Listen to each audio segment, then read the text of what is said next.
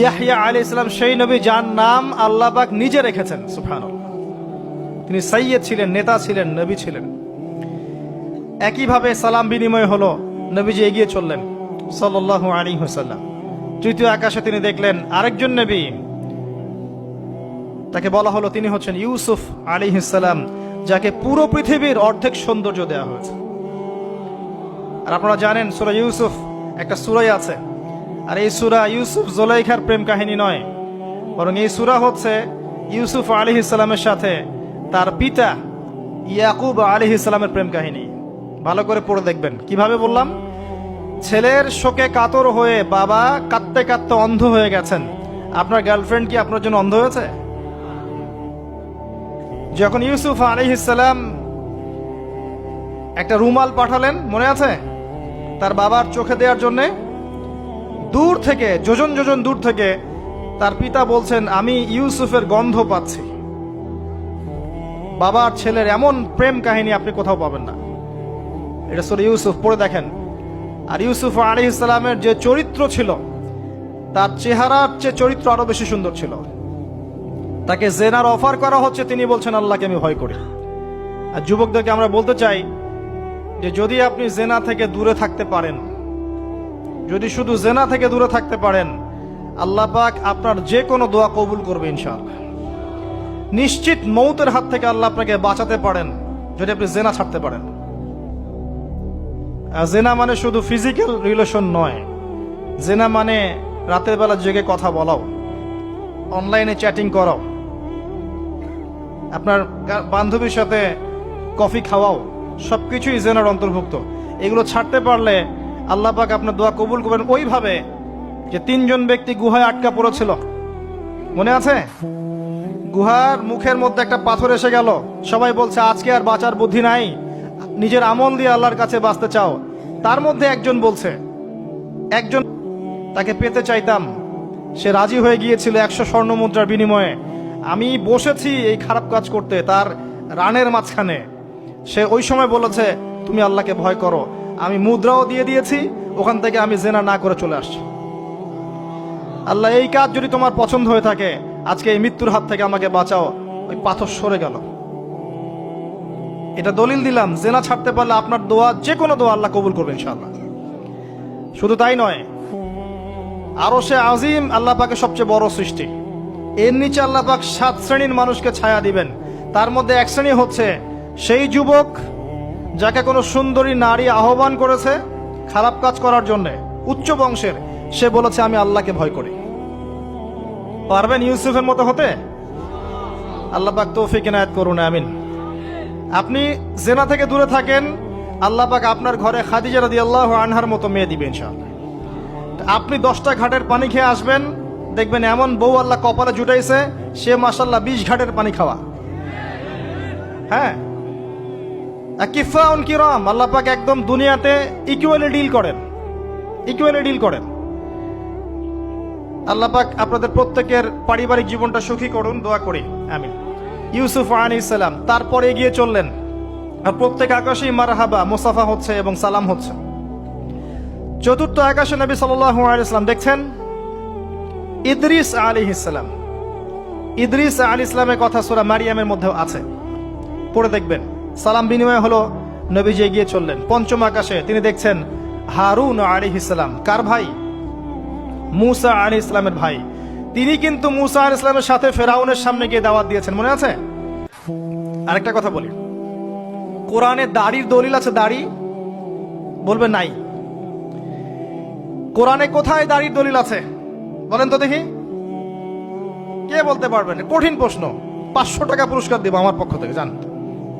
যদিও 500 কোনো টাকাই না, টাকার মান দিন দিন কমছে।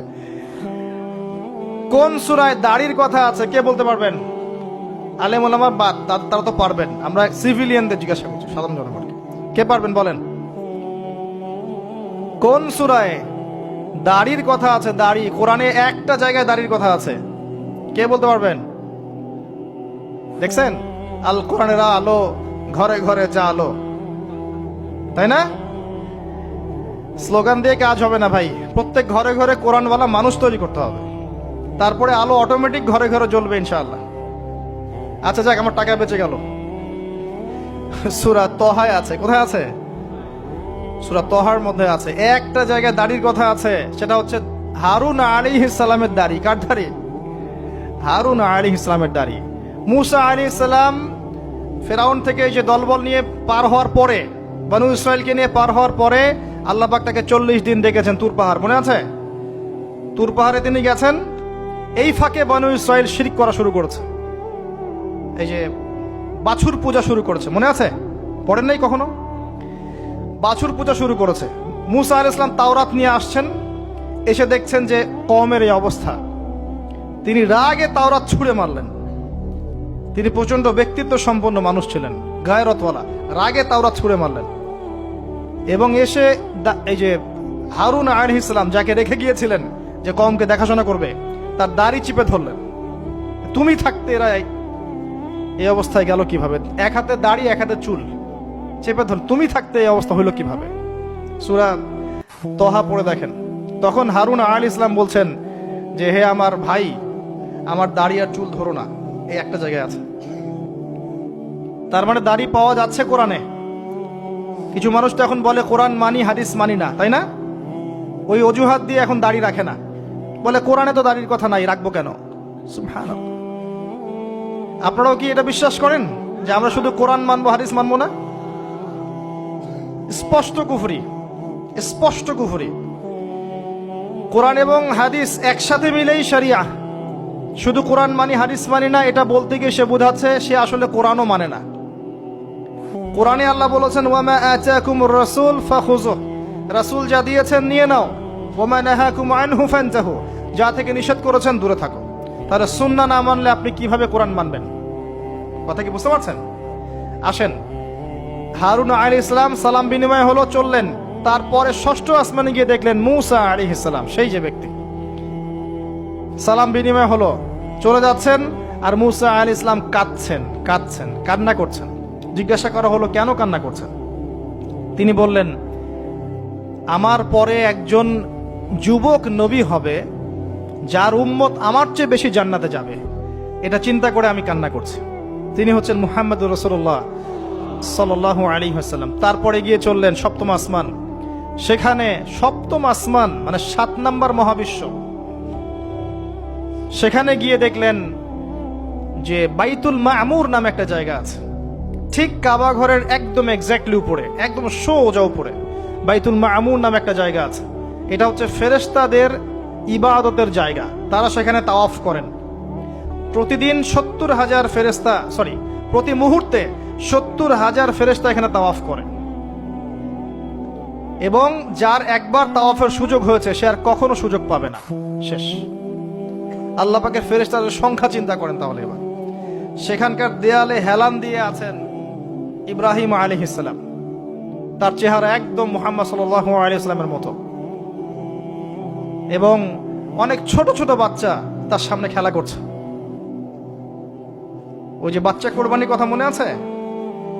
যেসব মুমিন মুসলিমদের ছোট ছোট বাচ্চা কাচ্চারা নাবালক অবস্থায় মারা যায় না, তাদের আত্মাগুলো সেখানে চলে যায়, তারা সেখানে খেলা করতে থাকে। যারা পিতা পায়নি, যখন পিতার কথা মনে হয় খেলতে খেলতে, তখন তারা ইব্রাহিম আলাইহিস সালামের কাছে দৌড় দেয়। মায়ের কথা মনে হলে তার স্ত্রীর কাছে দৌড় দেয়। আমাদের যাদের সন্তান 2-1 মারা গেছে, এটা আমাদের পরকালে অ্যাসেট, পরকালের সম্পত্তি। কিয়ামতের মাঠে ওই ছেলে ওই মেয়ে আপনার হাত ধরবে, আঙ্গুল ধরে ফেলে বলবে আল্লাহ আমার বাবাকে মাফ করে দাও, না হলে আমি জান্নাতে যাব না। তাই বেশি বেশি বাচ্চা কাচ্চা নিতে হয় সামর্থ্য অনুযায়ী, আর সামর্থ্য আল্লাহ দিবেন। যখন আপনি 4-5টা এরকম করে বাচ্চা কাচ্চা নিবেন, 2-1টা বাচ্চা মারা যেতে পারে, এগুলো আপনার পরকালের সম্পত্তি। এখন তো আমাদের জেনারেশনকে রেস্ট্রিক্টেড করার জন্য 2টো সন্তানের বেশি নয়, 1টি হলে ভালো হয়। সুবহানাল্লাহ। মুসলিমদেরকে চতুর্দিক থেকে চাপে ফেলা, চতুর্দিক থেকে গলা চিপে ধরা আর কি। জনশক্তিতে রূপান্তরিত হলে কোনো সমস্যা আছে? চাইনিজদের জনসংখ্যা কত? চায়নার জনসংখ্যা কত? ম্যাক্সিমাম জনগণকে তারা জনশক্তিতে রূপান্তরিত করেছে। এই আপনার পশ্চিমারায় ন্যাটো ম্যাটো যত কিছু আছে, চায়নার এগেনস্টে কথা বলুক দেখি কত বড় সাহস। সারা বিশ্বকে নিয়ন্ত্রণ করে ফেলছে ওরা এখন। কই তারা তো আর তারা যখন দেখেছে যে আমাদের আর প্রয়োজন নাই, তখন তারা একটা লস দিয়েছে ওদের কান্ট্রিতে। এটা মুসলিমদের জন্য প্রযোজ্য নয়। যাই হোক, সন্তান সন্ততি ওখানে গিয়ে মারা গেলে আপনার অ্যাসেট। এরপরে আসেন যারা ইচ্ছা করে সন্তান হত্যা করছে, গর্ভের সন্তান যখন জানছে যে এটা মেয়ে তখন তাকে ফেলে দিচ্ছে। আবার অবৈধ সন্তান যারা অ্যাবর্শন করে নষ্ট করছে, এই যে হত্যাগুলো, এই প্রাণগুলোকে আল্লাহ পাক কিয়ামতের মাঠে জীবন্ত করবেন এবং তাদেরকে দেখিয়ে ওই ব্যক্তিদেরকে চার্জ করা হবে যে কি অপরাধে তাকে হত্যা করা হয়েছিল। সতর্ক হয়ে যান। আল্লাহ পাক এটাও বলেছেন, দারিদ্র্যের ভয়ে সন্তানকে হত্যা করো না, রিজিক আল্লাহ দিবেন ইনশাআল্লাহ। এই সমুদ্রের কোটি কোটি মাছকে আল্লাহ পাক খাওয়াতে পারলে আপনাকে আমাকেও খাওয়াতে পারবে ইনশাআল্লাহ, যদি না আমরা আমাদের রিজিকটা সংকুচিত করে ফেলি। মানুষের রিজিক কেড়ে খাচ্ছে সুদের মধ্য দিয়ে। মানুষের রিজিক কেড়ে খাচ্ছে সুদের মধ্য দিয়ে, অন্য কোনো বিষয় নাই, সুদ, রিবা। আসেন, সপ্তম আসমানে এই অবস্থা। এরপরে নবী সাল্লাল্লাহু আলাইহি সাল্লামকে আরো সামনে নিয়ে যাওয়া হলো। এই জায়গার নাম সিদরাতুল মুনতাহা। কি নাম? সর্বশেষ জায়গা, যেখানে জিবরাইল আলাইহিস সালামও এর উপরে আর যেতে পারেন না। যদিও বা জিবরাইল আলাইহিস সালাম ফেরেশতাদের সর্দার, তিনিও যেতে পারেন না। তারপরে আরেকটা জগৎ আছে, ওই জগৎ থেকে আদেশ এই সিদরাতুল মুনতাহা পর্যন্ত আসে, এখান থেকে কালেক্ট করে নিচে নামানো হয়। আবার এখান থেকে কোনো আদেশ বা কোনো আদেশ না, এখান থেকে কোনো ফলাফল মুনতাহা পর্যন্ত নিয়ে যাওয়া হয়, সেখান থেকে উপরে তুলে নেওয়া হয়। ওটা একটা বর্ডার, কথা বুঝতে পারছেন? এটা একটা বর্ডার, নো ম্যানস ল্যান্ড। এই জায়গায় গিয়ে জিবরাইল আলাইহিস সালাম নিজের আকৃতিতে আসলেন। 600টা পাখা। কতগুলো পাখা? 600 পাখা। নবী সাল্লাল্লাহু আলাইহি সাল্লাম একটু বিব্রত বোধ করছিলেন, তিনি আবার আগের রূপে ফিরে আসলেন। এই জায়গায় বাহন চেঞ্জ করা হলো। এখানে নবী সাল্লাল্লাহু আলাইহি সাল্লাম বলেছেন, আমি সিদরাতুল মুনতাহায় এমন কিছু রং দেখেছি, এত অপরূপ সৌন্দর্য দেখেছি, যেটা কোনো মানুষের পক্ষে ভাষায় প্রকাশ করা সম্ভব না।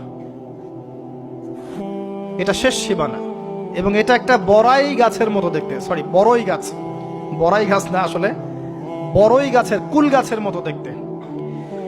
এরপর আরেকটা বাহন আনা হলো, এটা বাহন চেঞ্জ করা হলো। এবার তিনি আরো ঊর্ধ্বে উঠে যাচ্ছেন, উঠছেন।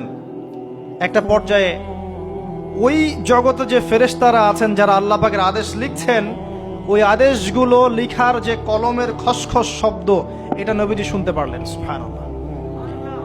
নূরের পর্দার কাছাকাছি তাকে নিয়ে যাওয়া হলো, একদম আল্লাহ পাকের কাছাকাছি, আরো সে আজিমের কাছাকাছি। এখানে আল্লাহ রাব্বুল আলামিন সরাসরি তার সাথে কথা বললেন, যা ওহী করার তা করলেন এবং স্পেশালি 3টা গিফট বা হাদিয়া দিলেন। কয়টা? 1 নাম্বার 50 ওয়াক্ত নামাজ। কত ওয়াক্ত?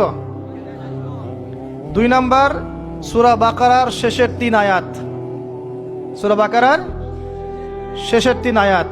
আর 3 নাম্বার হচ্ছে একটা ঘোষণা, হে নবী মুহাম্মদ সাল্লাল্লাহু আলাইহি ওয়াসাল্লাম, তোমার উম্মতের কোন ব্যক্তি যদি আমার সাথে শিরক না করে মারা যায়, আমি তাকে জান্নাতে দিয়ে দিব ইনশাআল্লাহ।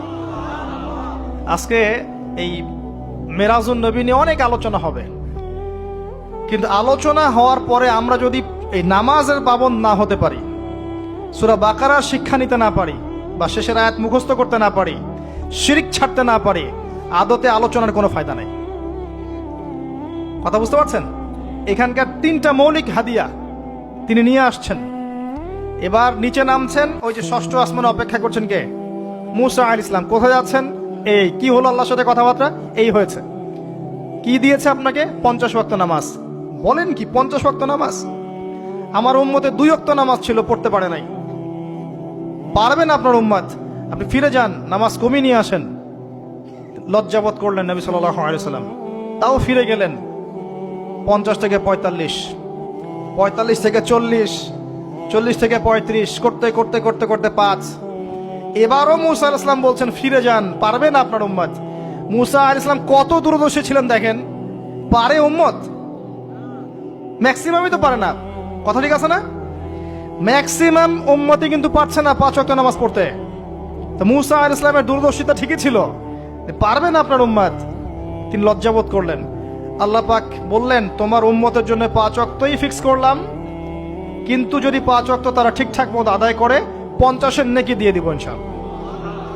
এবং আরেকটা ঘোষণা দিলেন, সেটা হচ্ছে যে তোমার উম্মতের যে কোনো ভালো কাজকে 10 দিয়ে গুণ করে দেয়া হবে। একটা নেকির কাজ করবেন 10 গুণ বৃদ্ধি করা হবে, কিন্তু একটা গুনাহ করলে 10 দিয়ে গুণ করা হবে না, একই থেকে যাবে। এবং আপনার উম্মতের কোনো ব্যক্তি যদি কবিরা গুনাহ ছেড়ে দেয়, কবিরা গুনাহ তো বোঝেন, বড় বড় গুনাহ ছেড়ে দেয়, তার সমস্ত সগীরা গুনাহ মাফ করে দেওয়া হবে। আর কি চাই? এবার নবী সাল্লাল্লাহু আলাইহি ওয়াসাল্লাম ফিরে আসছেন। এবার শোনেন আমাদের শিক্ষা। ফিরে আসছেন, আসার আগে তাকে জান্নাত জাহান্নাম দেখানো হয়েছে। নবী সাল্লাল্লাহু আলাইহি ওয়াসাল্লাম যে বিষয়গুলো দেখেছেন, এর মধ্যে যেগুলো হাদিসে এসেছে আমি খুব সংক্ষিপ্ত আকারে বলছি, এবং এখান থেকে আমাদের শিক্ষা নেবেন। মনে রাখবেন, এখন যেগুলো বলছে এগুলো এই উম্মতের জন্য খাস, আমাদের উম্মতে মুহাম্মাদের জন্য খাস।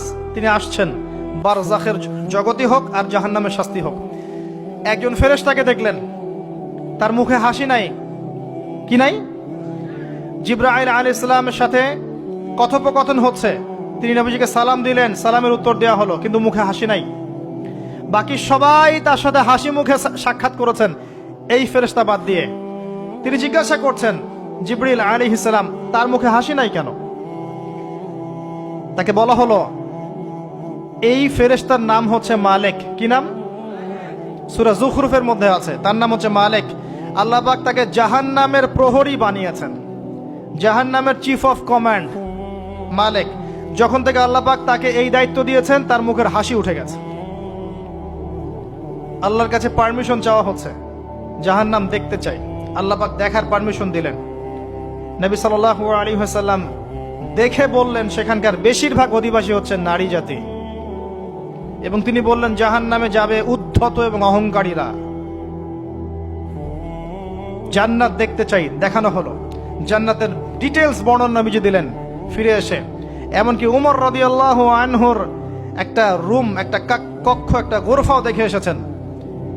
ঢুকতে চেয়েছেন, ঢোকেন নাই। পরে বলেছেন, ওমর, আমি তোমার ব্যক্তিত্বের কথা চিন্তা করে সেখানে ঢুকিনি, দেখেছি জান্নাতে তোমার ঘর আছে। একটা আওয়াজ শুনেছেন, মিষ্টি কণ্ঠস্বর। কিসের কণ্ঠস্বর? মিষ্টি কণ্ঠস্বর। তাকে বলা হচ্ছে, এই কণ্ঠস্বর হচ্ছে বেলাল রাদিয়াল্লাহু আনহুর আযানের কণ্ঠস্বর। খরম, খরম জুতা আছে না, খরম, এর খটখট আওয়াজ শুনেছেন। নবীজি জিজ্ঞাসা করছেন, কার? বলা হচ্ছে এটা বেলাল রাদিয়াল্লাহু আনহুর। বেলাল রাদিয়াল্লাহু আনহুকে বলা হলো, আপনি কি এমন আমল করেন? হে বেলাল, তুমি কি এমন আমল করো যার কারণে এই মর্তবা হচ্ছে? যখনই জান্নাতে যাই আমাকে দেখানো হয়, দেখি তুমি তোমার পায়ের পদধ্বনি সামনে সামনে আছে। তখন বললেন, ইয়া রাসূলুল্লাহ, আমি তো আসলে এক্সট্রাঅর্ডিনারি কোনো আমল করি না, কিন্তু আপনারা যা করেন তাই করি। কিন্তু যখনই আমি ওযু করি, আমার ওযু ছুটে গেলে আমি ওযু করি, আর ওযু করেই আমি 2 রাকাত নফল সালাত পড়ি, তাহিয়াতুল ওযু, এতটুকু কাজ করি। নবীজি বলেন, এটাই সেই কাজ যার কারণে তোমাকে জান্নাতের এই মর্তবা দেয়া হয়েছে। নবীজি আসছেন, দেখানো হচ্ছে। এবার শোনেন, দেখানো হচ্ছে একদল মানুষ যাদের আঙ্গুলগুলো লম্বা লম্বা, তামার তামার লম্বা নখর। নখর বোঝেন? নখর।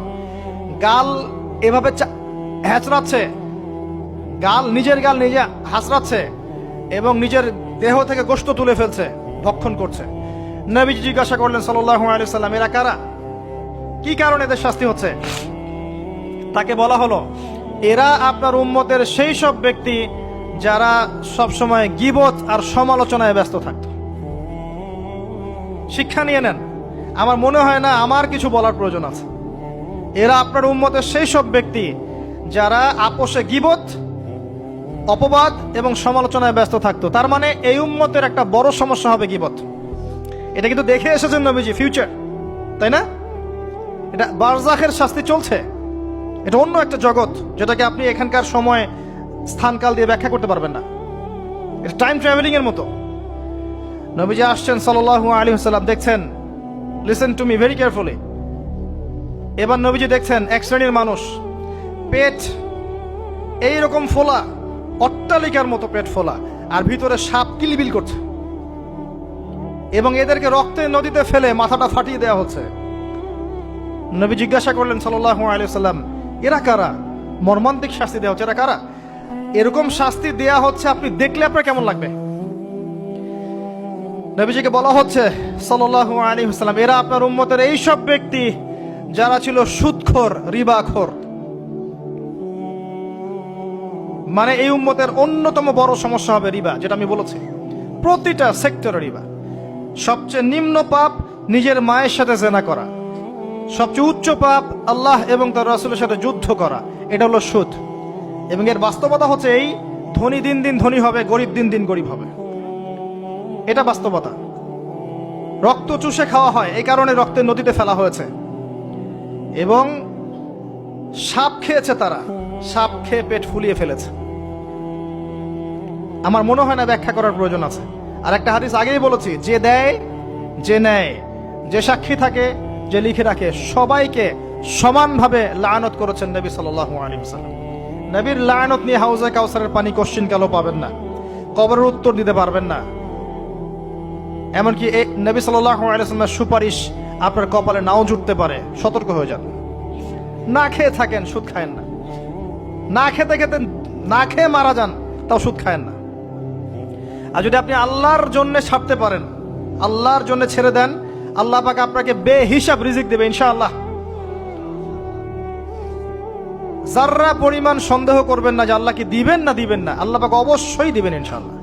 ওয়া মান ইয়াতাওয়াক্কাল আলাল্লাহ ফাহুয়া হাসবুহ, যে আল্লাহর উপর তাওয়াক্কুল করে আল্লাহ পাক একাই তার জন্য যথেষ্ট।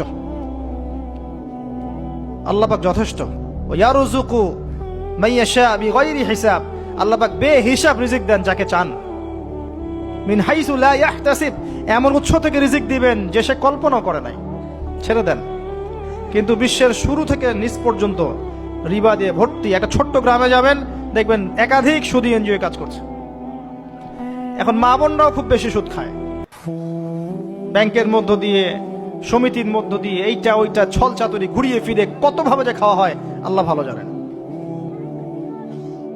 আল্লাহ পাক আমাদেরকে এই মহামারী থেকে হেফাজত করুন। সবচেয়ে বড় মহামারী চলছে বিশ্বে, এই ইকোনমিক মহামারী, রিবা কেন্দ্রিক মহামারী, এটা মুসলিমের ইমান আমল সব ধ্বংস করে দিয়েছে। আসেন, তিনি আসছেন, দেখলেন এক শ্রেণীর মানুষ আগুন, বড় বড় আগুনের দলা, এগুলো মুখে ঢুকাচ্ছে, পিছনের রাস্তা দিয়ে বের হয়ে যাচ্ছে। নাউযুবিল্লাহ পড়ি আমরা। জিজ্ঞেস করা হচ্ছে কারা এরা, মর্মান্তিক শাস্তি হচ্ছে।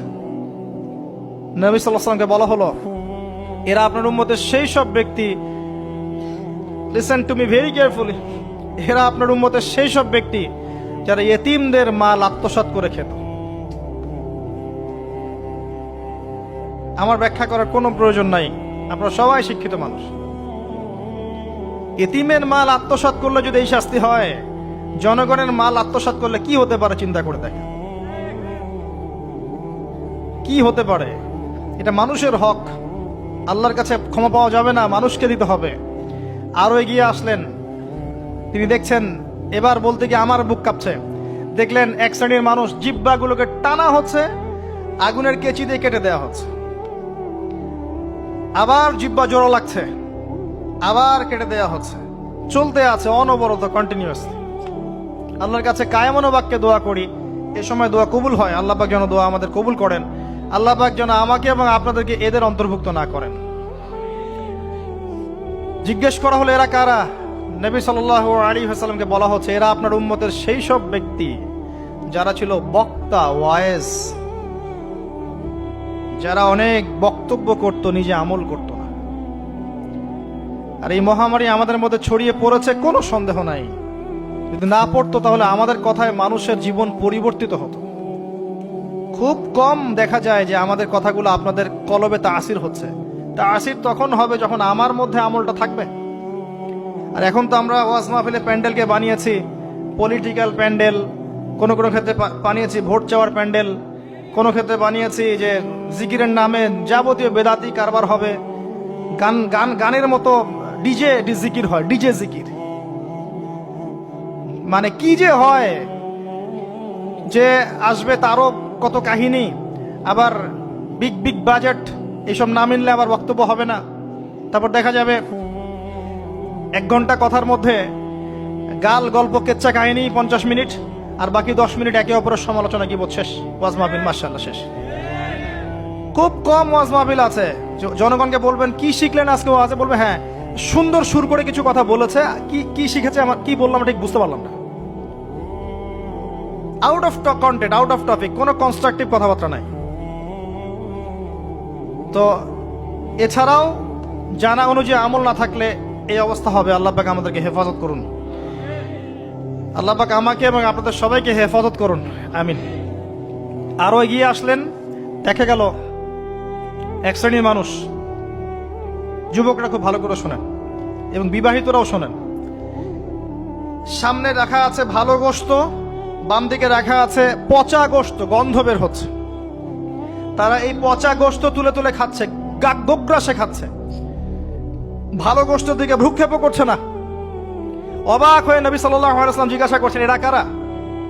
তাকে বলা হচ্ছে, এরা আপনার উম্মতের সেই সব ব্যক্তি যাদের ঘরে পবিত্র স্বামী ছিল, বাইরে অন্য পরপুরুষের সাথে প্রেম করেছে, যাদের ঘরে পবিত্র স্ত্রী ছিল, বাইরে পরকিয়া করেছে।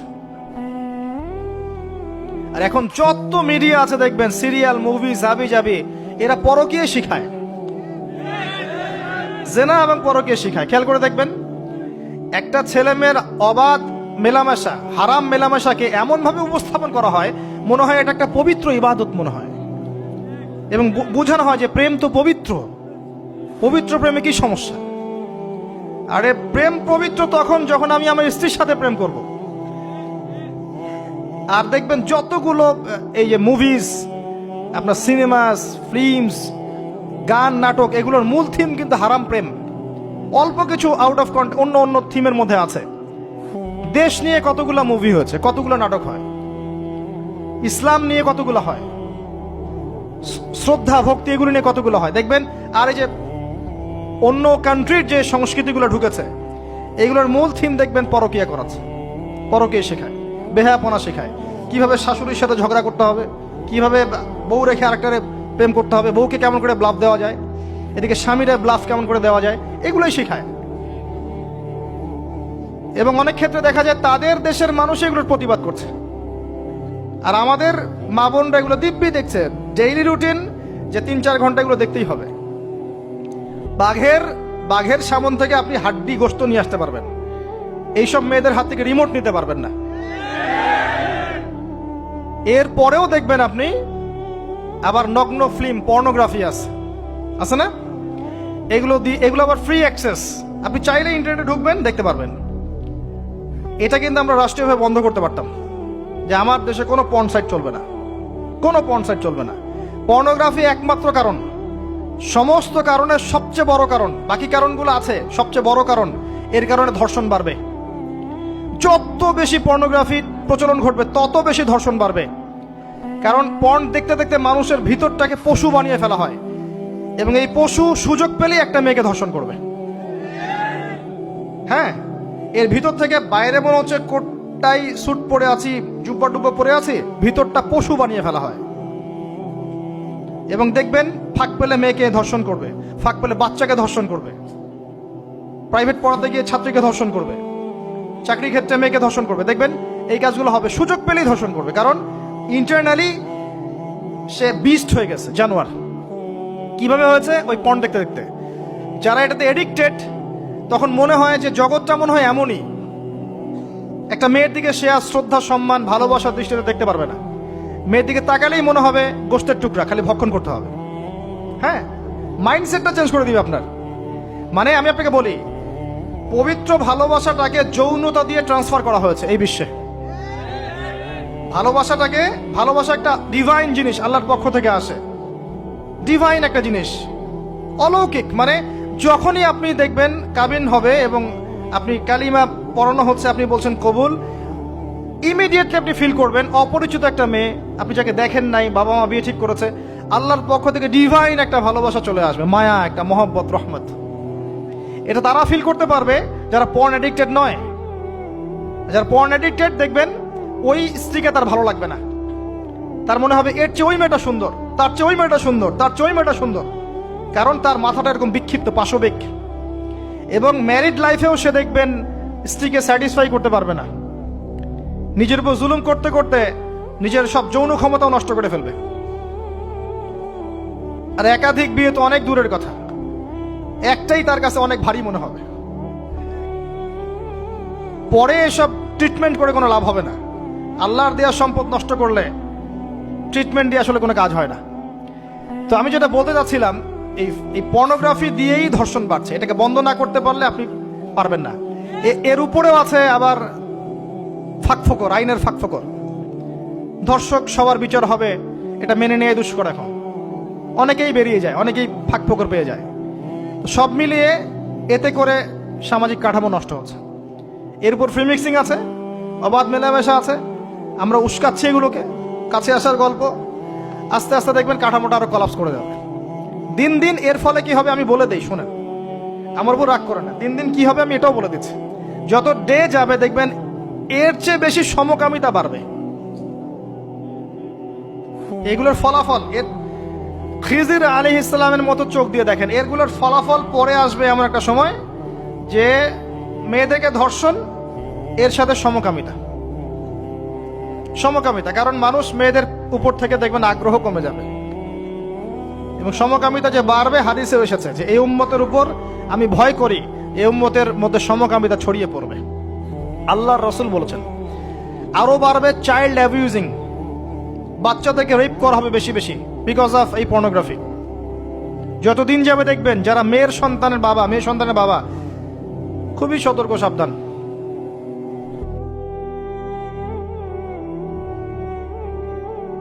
কার কোলে আপনি মেয়েকে তুলে দিচ্ছেন? 5 বছর, 4 বছর, 3 বছর এইসব মেয়েদেরকে ধর্ষণ করা হচ্ছে। সমাজটা কোন জায়গায় চলে গেছে চিন্তা করছেন? এগুলোর মূল কারণ, একদম গাছের উপরের কারণ হচ্ছে পর্নোগ্রাফি। এই মূল কারণ কিন্তু বেপরদামি নয়, আমি বুঝাতে পারছি না মনে হয়। এর মূল কারণ কিন্তু বেপরদামি নয়, পর্নোগ্রাফি। কারণ পর্নোগ্রাফি অ্যাক্সেসের কারণে মানুষের ভিতরটা পশু হয়ে গেছে। এই পশুত্ব মেটানোর জন্যে সে কোনো ওয়ে খুঁজে না পেলে তখন রেপ করবে, বাচ্চাকে পেলে বাচ্চাকে ধর্ষণ করবে, হামলে পড়বে মেয়েদের উপরে। ভিতর থেকে পশু বানিয়ে দেওয়া হয়েছে। এরপরেও আছে বিয়ের রাস্তা কঠিন করে ফেলা। বিয়ে তো করতে দিচ্ছেন না, কঠিন। বিয়ে করলে অনেক সমস্যা, জেনা করতে কোনো সমস্যা নাই। 1000 টাকা, 2000 টাকা, 5000 টাকা দিয়ে মানুষ জেনা করছে। এবং আপনাদের শহরের ব্যাপার আপনারাই ভালো জানেন, আমাকে বলার দরকার নাই। যখন এই জিনিসগুলো বাড়বে আপনাদের কমিউনিটির মধ্যে, আল্লাহর আযাব গজব বেশি আসবে। আল্লাহর আযাব গজব এমন ভাবে আসবে আপনি কল্পনা করতে পারবেন না। গোশত খাচ্ছে, পচা গোশত। আরেকটা বলি, ঠিক এরপরে নবী সাল্লাল্লাহু আলাইহি ওয়াসাল্লাম দেখলেন একটা চুলা দেখলেন। চুলার নিচের দিকটা হচ্ছে প্রশস্ত, মাথাটা সংকীর্ণ এরকম, মানে তন্দুর রুটি ভাজে দেখেছেন? রুটি যে ভিতরে দেয় একটা এরকম গোল চুলা থাকে, সামথিং লাইক দ্যাট। নিচে দাউ দাউ করে আগুন জ্বলছে, আর এখানে কিছু মানুষকে জ্বালানো হচ্ছে। যখন নিচ থেকে আগুন এরকম করে আসছে, তখন এরা আগুনের তাপে উতলে উঠছে। আগুন নিচে নেমে যাচ্ছে, এরা আবার আস্তে আস্তে নিচে নেমে যাচ্ছে। এভাবেই হাদিসে ব্যাখ্যা করা আছে। নবী সাল্লাল্লাহু আলাইহি ওয়াসাল্লাম জিজ্ঞাসা করলেন, এরা কারা? বলা হলো, এরা আপনার উম্মতের সেই সব ব্যক্তি যারা জেনায় লিপ্ত ছিল। তিনি আরো এগিয়ে গেলেন, জিনা সম্পর্কে কয়েকটা হাদিস এসেছে। তিনি এগিয়ে গেলেন, দেখলেন একটা জায়গা যেখান থেকে দুর্গন্ধ বের হচ্ছে, পাবলিক টয়লেটের চেয়ে প্রকট দুর্গন্ধ, মনে হচ্ছে যে পাবলিক টয়লেট। নবী জিজ্ঞাসা করলেন সাল্লাল্লাহু আলাইহি ওয়াসাল্লাম, কোন জায়গা থেকে এরকম দুর্গন্ধ আসছে? তিনি বলেন, এটা হচ্ছে জেনাকার, এবং জেনাকারীদেরকে আযাব দেওয়া হচ্ছে, ওদের রক্ত মাংসের পুজের গন্ধ এগুলা। দেখলেন এক শ্রেণীর মানুষকে একটা শরবত খাওয়ানো হচ্ছে। শরবত জাহান্নামীদের রক্ত মাংস পুজের নির্মিত। তার নাম হচ্ছে তিনাতে খাবাল। কি নাম? তিনাতে খাবাল। কাদেরকে খাওয়ানো হচ্ছে? যারা এই উম্মতের মাদক সেবন করতে, এদেরকে খাওয়ানো হচ্ছে। আমি আপনাকে একটু পিছনে নিয়ে যাই। আলোচনা শুরু করেছিলাম যেখান থেকে, ওই যে মৌলিক সমস্যাগুলো যেটা বলেছিলাম এই উম্মতের মধ্যে এখনো আছে, এটাই সেই পাপগুলোর শাস্তি যেটা কিয়ামত পর্যন্ত উম্মতের মধ্যে থাকবে। মাদক, পর্নোগ্রাফি, এই যে আপনার বিহায়াপনা, জেনা, সুদ, এগুলো এখনকার মৌলিক সমস্যা।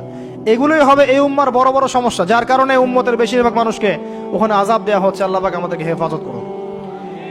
এরপর এভাবে তিনি আরো কিছু শাস্তি দেখেছেন, দেখে আসার পথে জাহান্নামের যে বর্ণনা দিয়েছেন, যে বেশিরভাগ মানুষ সেখানে হচ্ছে জাহান্নামে নারী জাতি। কি কারণে তারা বেশিরভাগ জাহান্নামে যাবে? লানত করার কারণে, অভিশাপ দেওয়ার কারণে, স্বামীর অকৃতজ্ঞ হওয়ার কারণে। সারা জীবন স্বামী করে যাবে, একদিন ঝগড়া লাগলে বলবে সারা জীবন তোমার কাছে কোনো ভালো ব্যবহার পেলাম না। আরেকটা হচ্ছে এমন কিছু তাদের সাথে হবে, লিসেন টু মি, এমন কিছু তাদের সাথে হবে এই উম্মতের ক্ষেত্রে, যার কারণে মেয়েরা ওদের সতীত্ব, তাদের পর্দা, ঈমান, আমল ধরে রাখতে পারবে না। আপনাকে এখন খুঁজতে হবে সেটা কি, যে এই উম্মতের মেয়েদের ক্ষেত্রে স্পেশালি হয়েছে, যার ফলে মেয়েরা আর ঘরে থাকতে পারে নাই, পর্দায় থাকতে পারে নাই, সতীত্ব রক্ষা করতে পারে নাই, নামাজ কালাম ঈমান আকীদার আর ঠিক ঠিকানা নাই। কি সেটা, যেটা আজকে থেকে 100, 200, 500 বছর আগে হয়তো বা ছিল না? সেটার নাম হচ্ছে ফেমিনিস্ট রেভলিউশন। এই সম্পর্কে পড়েন ভালো করে। এই কারণেই মেয়েদেরকে আপনি ঘরে রাখতে পারবেন না। আপনাকে বলে রাখি, দাজ্জালের শেষ ফলোয়ার, দাজ্জালের লাস্ট ফলোয়ার হবে এক শ্রেণীর নারী, যাদেরকে আপনি ঘরে রাখতে পারবেন না। নবী যেটাও বলেছেন, এই উম্মতের বহু নারী জাহান্নামের ঘ্রাণও পাবে না, জান্নাতের ঘ্রাণও পাবে না। যদিও জান্নাতের ঘ্রাণ বহু দূর থেকে পাওয়া যায়। যারা এই উম্মতের মেয়েদের মধ্যে এমন কাপড় পরবে যেই কাপড় পরেও তারা নগ্ন থাকে, ব্যাখ্যা কোনো প্রয়োজন নাই, যারা পুরুষের পোশাক পরবে। এবং আসার পথে তিনি একটা সুঘ্রাণ পেলেন, অত্যন্ত সুন্দর ঘ্রাণ। তিনি জিজ্ঞাসা করলেন এই ঘ্রাণ কোথা থেকে আসছে? নবী সাল্লাল্লাহু আলাইহি ওয়াসাল্লামকে বলা হলো, এটা হচ্ছে সেই ঘ্রাণ ফেরাউনের মেয়ের চুল আঁচড়ে দিত একজন দাসী, যাকে আপনারা অনেকে আসিয়া বলে থাকে। সেই দাসীর হাত থেকে একদিন চিরুনিটা পড়ে যায়, সে চিরুনিটা বিসমিল্লাহ বলে ওঠায়। ফেরাউনের মেয়ে শুনে ফেলে, বিসমিল্লাহ আবার কি? আমার বাবা ছাড়াও তোমার কোন ইলাহ আছে? সে বলে, হ্যাঁ, আমার আল্লাহ একজন ইলাহ আছে, সে আমার ইলাহ, তোমার বাবারও ইলাহ। ফেরাউন এটা শুনে ফেলে।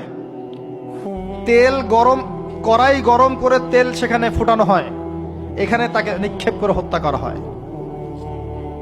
আসিয়া মৃত্যুর আগে সে আল্লাহর কাছে দোয়া করেছিল, আল্লাহ আমার জন্য তোমার জান্নাত, তোমার পাশে একটা জান্নাত, একটা ঘর নির্মাণ করো, আর ফেরাউনের এই আযাব থেকে আমাকে হেফাজত করো, বাঁচাও। আল্লাহ পাক ফেরাউনের দাসী আসিয়ার জন্য জান্নাতে ঘর নির্মাণ করেছেন। সেই ঘর থেকে ঘ্রাণ আসছে। নবী সাল্লাল্লাহু আলাইহি ওয়াসাল্লাম ফিরে আসলেন, এসে এই পুরো ঘটনা ব্যাখ্যা করলেন। কাফেররা কথা বিশ্বাস করলো না। এমনকি অনেকে তখন যারা বিশ্বাস করেছিল তারাও বলতে লাগলো, যেটা আবার কি ধরনের কথা, এক রাতের মধ্যে এগুলো হতে পারে? অনেকে ঈমান হারাও হয়ে গেল। আবু বকর সিদ্দিক রাদিয়াল্লাহু আনহু এই সময় সিদ্দিক উপাধি পেয়েছেন। এছাড়া মেরাজের রাতে আরো অনেক ঘটনা ঘটেছে, যেগুলো টাইম টু টাইম নবী সাল্লাল্লাহু আলাইহি ওয়াসাল্লাম বর্ণনা করেছেন, ব্যাখ্যা করেছেন পরবর্তীতে গিয়ে। এখানে আমাদের কিছু শিক্ষা আছে। আমরা শেষ করার আগে শিক্ষাগুলো নিয়ে কথা বলছি। 1 নাম্বার, আল্লাহ পাক 3টা হাদিয়া দিয়েছেন। প্রথম হাদিয়া সালাত সংক্রান্ত।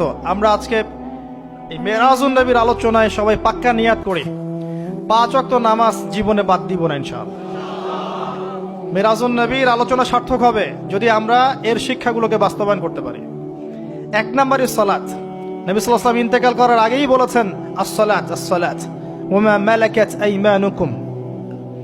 2 নম্বর সূরা বাকারার শেষের আয়াত, রাতের বেলা যে ব্যক্তি পড়ে ঘুমাবে, লিল্লাহি মা ফিস সামাওয়াতি ওয়া মা ফিল আরদ, এখান থেকে ফানসুরনা আলাল কওমিল কাফিরিন পর্যন্ত সারা রাত ইবাদতের নেকি পাবে ইনশাআল্লাহ। এর মধ্য দিয়ে একটা বিষয় বোঝানো হয়েছে, সেটা হলো এই 3 আয়াত পড়তে গেলে তো আপনাকে কোরআন পড়া জানতে হবে নাকি? অতএব কোরআন পড়া শেখেন, নিয়মিত কোরআন তেলাওয়াত করেন, আল্লাহ পাক তৌফিক দান করুন। সালাত এবং কোরআন। 3 নাম্বার, শিরক মুক্ত আমল, শিরক মুক্ত তাওহীদ। এই উম্মতের যে ব্যক্তি শিরকে লিপ্ত হবে না, ইনশাআল্লাহ জান্নাতে যাবে। আপনি কিতাবুত তাওহীদ বইটা কিনেন, এখানে সমস্ত শিরকের লিস্ট দেয়া আছে, কোন কোন কাজ শিরক। আমরা মুসলিমরা আল্লাহ ছাড়া অন্যকে সেজদা করি। এখন আমরা মুসলিমরা আল্লাহ ছাড়া অন্য কারো নামে নজর করি, অন্য কারো নামে মানত করি, অন্য কারো জন্য কুরবানি করছি। আমরা বিশ্বাস করি যে কবরে গেলে সন্তান পাওয়া যাবে।